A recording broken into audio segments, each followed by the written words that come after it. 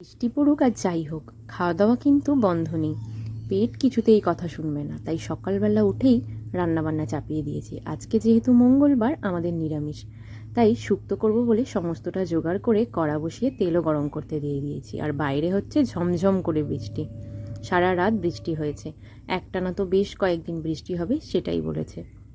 আবার একটু বেলার দিকে তো ঝমঝমিয়ে বৃষ্টি এলো, এত বৃষ্টি হচ্ছে যে দূরের দিকে পুরো সাদা হয়ে গেছে। আর আমাদের উঠোনটা একটানা বৃষ্টি হওয়ার জন্য বেশ শ্যাওলা হয়ে গেছে।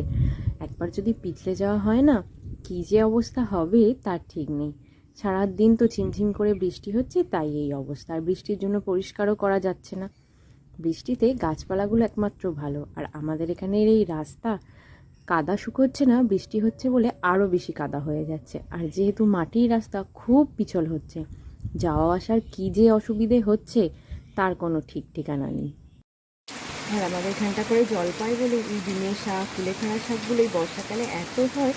এই কিছুদিন আগে অনেকগুলো উপড়ে ফেলে দেওয়া হয়েছে, যেহেতু এখনও শিকড়গুলো রয়ে গেছে, তাই জল পাচ্ছে, আবারও সুন্দর করে বড় হয়ে যাচ্ছে।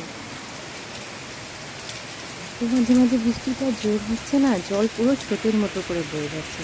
চারিদিকে বেশ পুকুরগুলো কানায় কানায় ভরে গেছে। যদি একটানা এরকম বৃষ্টি হতে থাকে, রাস্তাঘাট নয় ডুবে যায়, আবারও হয়তো বন্যা হতে পারে।